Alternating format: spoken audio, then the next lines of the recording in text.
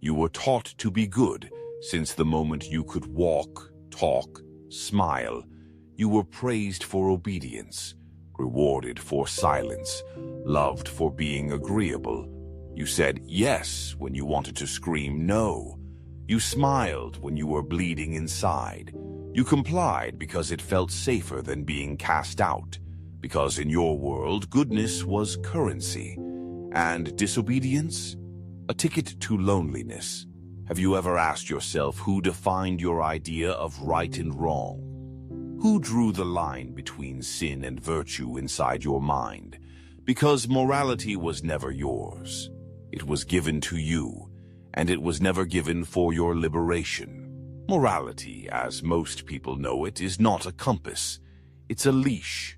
It tells you to suppress your instincts, hide your anger, kill your lust, bury your ambition. Not because these are wrong, but because they are powerful, and anything powerful must be controlled. Nietzsche knew this. He saw that morality was not born out of divine truth, but out of weakness.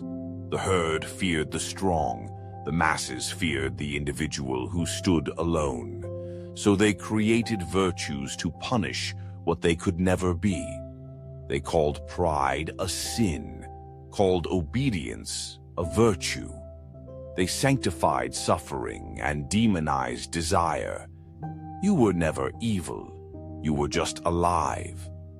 But they told you aliveness was dangerous, that your wildness must be tamed, that your joy must be modest, that your passion must be hidden. So you became good, a manageable, agreeable, silent version of yourself. Not because it was right, but because it was safe. And then you wondered why you felt so empty. You wake up and follow rules you never chose, say sorry for things you never truly regretted, carry guilt for needs you never asked permission to feel. But here's the truth. Morality in its common form is not about truth. It's about obedience. It's not designed to free you. It's designed to keep you in place. Every time you silence your voice to be accepted, you are not being moral. You are being controlled. Every time you deny your body, your instincts, your hunger for more, you are not being virtuous. You are being domesticated. And maybe that's the point. Maybe society was never built to honor your truth, but to weaponize your guilt. So what happens when you start questioning? When you stop calling yourself selfish for wanting more? When you stop apologizing for your depth, your rage, your joy? Do you ever feel like someone finally sees the part of you you've always hidden? Here, you don't have to hide anymore. You're safe now. And don't forget to subscribe to my channel so we can keep walking this path together. Thank you. What if the highest morality is to stop obeying what kills your spirit? Because the truest sin is not defiance. It's forgetting who you are. As Nietzsche said, morality is the herd instinct in the individual. So tell me, are you moral or are you just afraid? You've been told that morality makes you human, that it elevates you above your impulses, that it keeps you clean, noble, civilized. But here's a question you've probably never dared to ask. What if your so-called morality is the very thing keeping you hollow? Because there's a moment, always, that arrives in silence. When you've done everything right, when you've been kind, generous, thoughtful, and yet you're overlooked, undervalued, forgotten, and you realize being good has never protected you from pain. It only taught you to swallow it quietly. Let's go deeper. Morality, in its socially accepted form, often functions like an internalized surveillance system. You don't need chains. You carry the prison inside your mind. You're taught to be ashamed of wanting more, taught to feel guilt for setting boundaries, taught that anger is destructive rather than clarifying. But the deeper truth is, most morality is not based on truth, but on control. Not on freedom, but on fear. The system doesn't care if you're fulfilled. It only cares that you're predictable. And so you become the perfect citizen, the perfect employee, the perfect partner.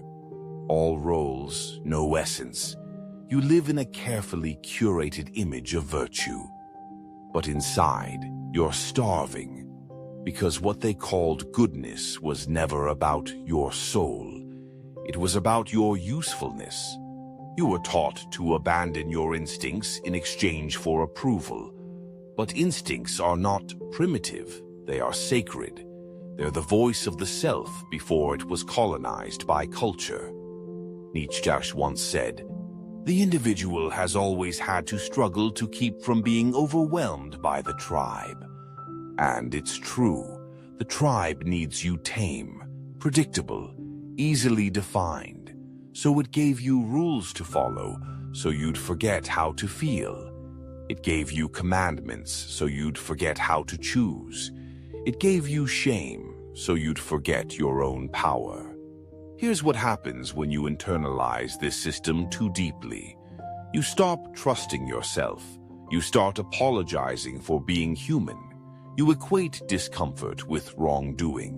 You live by borrowed virtues, and you suffer in silence, mistaking repression for righteousness. But look closely. That morality you carry, does it heal you, or does it shrink you? When you want to cry but hold it in, is that virtue or fear? When you want to scream but smile instead, is that decency or defeat? You were not born to obey. You were born to awaken. And sometimes awakening looks like defiance, like anger, like unapologetic joy.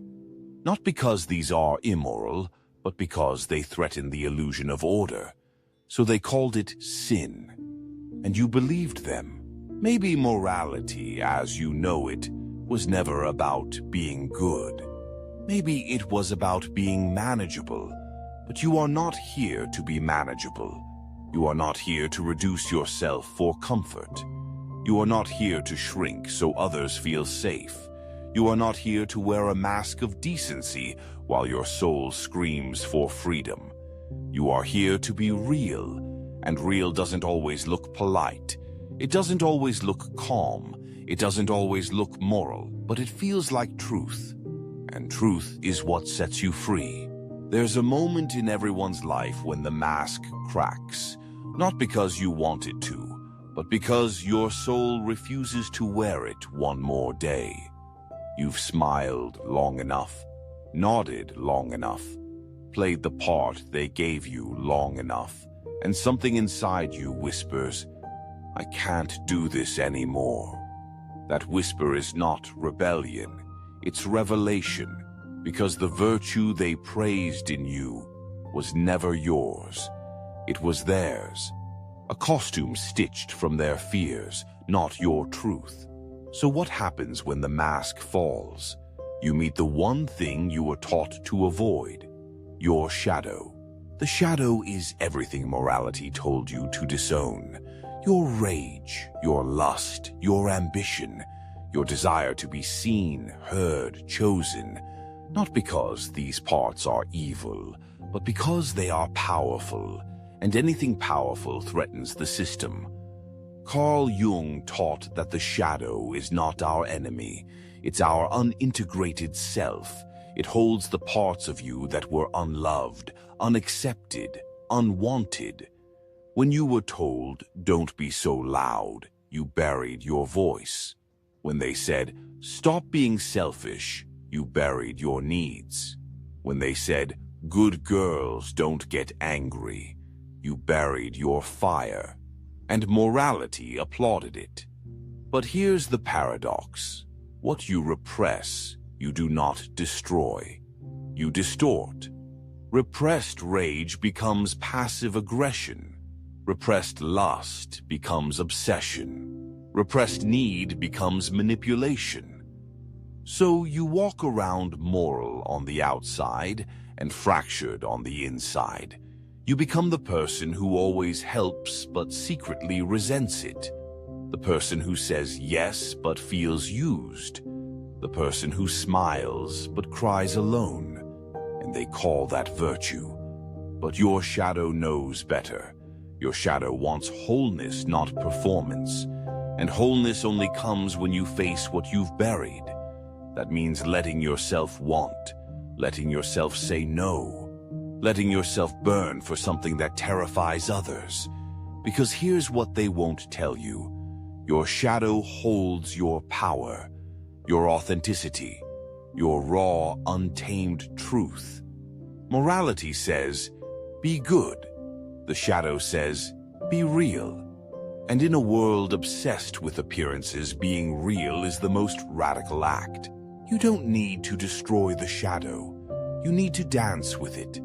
Because it's not darkness that hurts you. It's the denial of your own light.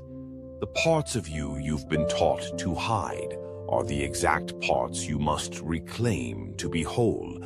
So the question is no longer, how do I be moral? It's, how do I become whole? Nietzsche didn't want you to be good. He wanted you to be awake. And awakening begins with the courage to turn and face your shadow. You thought awakening would feel like freedom. You thought once you saw through the illusion, you'd feel lighter, stronger, clearer. But no one told you the truth. Awakening is grief. It is mourning the life you built on lies, the self you constructed to be loved, the dreams you pursued to be accepted. And when it all begins to fall apart, you don't feel enlightened. You feel lost, because the life that wasn't yours still felt familiar, still felt safe. And now you're standing in the wreckage asking, if not this, then what am I? Awakening is not a light switch, it's a breakdown. The breakdown of identity, of beliefs, of everything you clung to for meaning. It starts quietly, a discomfort, a misalignment. The things that used to excite you begin to feel hollow. The people you once tried so hard to impress no longer move you. You smile less. You speak less, but not out of sadness, out of clarity, because you start seeing the truth behind things, the performative conversations, the transactional love, the morality built on fear and compliance. And with each realization, something inside you crumbles. That version of you who tried to be liked, gone. That version who sought validation in empty praise, gone. That version who mistook approval for love, gone. And what remains is terrifying, because it's not yet defined, not yet polished, not yet accepted, but it is real. You begin to disappoint people, not out of malice, but out of necessity. You begin to choose silence over performance, space over stimulation, truth over belonging. And it hurts. It hurts to be misunderstood. It hurts to be judged. It hurts to walk away from what once felt like everything. But what hurts more is staying. Staying in roles you've outgrown. Staying in friendships that drain you. Staying in identities that never felt like home. Awakening is not glorious. It's raw, it's lonely, it's chaotic. Because no one celebrates you for stepping off the stage. No one claps when you stop playing your part. They call it selfish. They call it unstable. They call it immoral. Because your liberation threatens their illusion. And yet, you keep going. Not because it's easy, but because you've tasted what's real and you can't go back. So now you stand here, in between, no longer who you were, not yet who you are becoming. And this space, this terrifying, beautiful space, is sacred, because it's where your true self begins to emerge, not from morality, not from conformity, but from essence. And essence doesn't follow rules. It doesn't seek applause. It doesn't care if it makes people uncomfortable. It only asks, are you willing to be true even if it costs you everything that was false? Nietzsche once said, he who has a why to live can bear almost any how. And perhaps that's your task now, to find the why that belongs to you. You've broken the chains. You've walked through the fire. You've faced the collapse of everything false. Now comes the hardest part, not falling back asleep. Because the world doesn't care that you've awakened. It still runs on scripts, systems, and performances. It still rewards the obedient, still punishes the real. And so the final temptation appears, to wear the mask again, to soften your truth, to trade your authenticity for approval one more time. But a voice within you says, no, not again. Because once you've tasted truth, you cannot stomach imitation. Becoming your own authority is not an act of rebellion, it's an act of remembrance. You are not here to obey inherited rules. You are here to write your own. But this is not about being reckless. It's not about becoming loud, defiant, or chaotic for the sake of ego. It's about becoming sovereign. Sovereignty means you no longer outsource your morality to culture. You no longer ask, is this right, according to someone else's standards? You ask, is this true for me? It's a terrifying shift because it removes the comfort of blame. There's no longer someone else to follow, no crowd to hide behind, no institution to make you feel safe. Just you. Your voice, your knowing. And at first, that can feel lonely. But slowly, you begin to feel something else. Power. Not dominance, not superiority, but the quiet power of presence, the unshakable clarity of alignment. When you no longer need to be told who to be, you begin to remember who you are.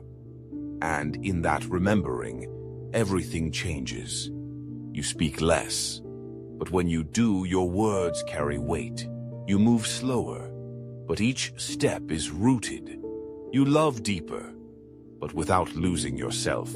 You stop proving, you start being, and morality, the version they taught you, becomes irrelevant. Because you've transcended it. You don't follow rules out of fear.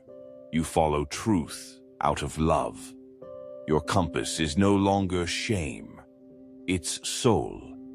Your guide is no longer approval, it's authenticity. And people will feel it. Some will be drawn to it, others will fear it, but none will be able to ignore it, because truth, once embodied, is magnetic. So here you are, not moral, not immoral, but sovereign, no longer living for acceptance.